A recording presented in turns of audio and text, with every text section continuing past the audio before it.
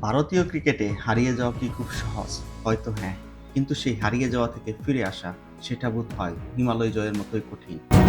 ভাবুন তো, টানা ২ বছরেরও বেশি সময় আপনি জাতীয় দলের রাডারের বাইরে। নির্বাচনী বৈঠকে আপনার নাম পর্যন্ত নেওয়া হয় না।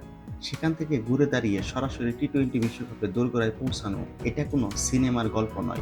এটা ভারতীয় ক্রিকেটার ঈশান কিশানের বাস্তব জীবনের একটি লড়াই। গল্পটা শুরু হয়েছিল ২০২৩ সালে। মানসিক ক্লান্তির কারণে বিশ্রামের আর্জি জানিয়েছিলেন ঈশান কিশান। কিন্তু সেই বিশ্রামই যেন তার ক্যারিয়ারে দীর্ঘ বিরতি হয়ে দাঁড়ায়। এরপর বিভিন্ন সময়ে বিশৃঙ্খলার অভিযোগ, নির্বাচকদের গুলবুক থেকে ছিটকে পড়া, পরিস্থিতি ক্রমে জটিল হচ্ছিল। দীর্ঘ ২ বছর ঘরোয়া ক্রিকেটে গাম জড়ানো পিচে নিজেকে নতুন করে খুঁজেছেন তিনি। নির্বাচকদের টেবিলে যখন তার নামটাই ব্যর্থ হয়ে গেছিল, তখন ঈশান লড়েছিল নিজের সাথে। টু স্লোগার্স পডকাস্টে এসে ঈশান জানিয়েছেন তার প্রত্যাবর্তনের পিছনে নৈপথ্য কাহিনী। দল থেকে বাইরে থাকলেও তার আত্মবিশ্বাস কখনো টলেনি। ঈশানের সোজা সাপটা কথা, ক্রিকেটে রান করা আর পরিশ্রম করা ছাড়া আমাদের আর কোনো কাজই নেই। আমি চেয়েছি আমার ব্যাট কথা বলুক। বিশ্বাস করেন, কঠোর পরিশ্রমের বিকল্প নেই এবং পিছিয়ে থাকার মানসিকতা তার কোনোদিনও ছিল না।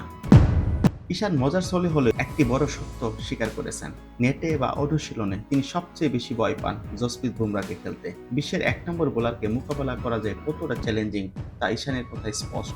তবে এই কঠিন লড়াইগুলোই তাকে মানসিকভাবে আরো শক্তিশালী করে তুলছে ভারতীয় দলে রাজার মতো ফেরার জন্য।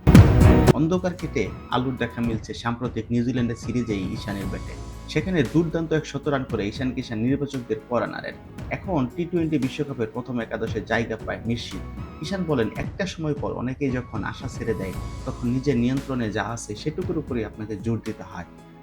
রান করা কিংবা ক্যাচ নেয়া, এগুলোই আমাদের কাজ। ঈশান কিশানের এই জার্নি আমাদের শেখায়, পরিস্থিতি যতই প্রতিকূল হোক, নিজের উপর বিশ্বাস হারাতে নাই। ঘরোয়া ক্রিকেটের সেই লড়াই থেকে শুরু করে বুমরার ভয়ঙ্কর বোলিং মোকাবেলা করা, ঈশান আজ যেখানে দাঁড়িয়ে তা কেবল তার জেদের ফসল। ক্রিকেট বিশ্ব এখন মুখিয়ে আছে বিশ্বকাপে বাঁহাতি ব্যাটারের তাণ্ডব দেখতে।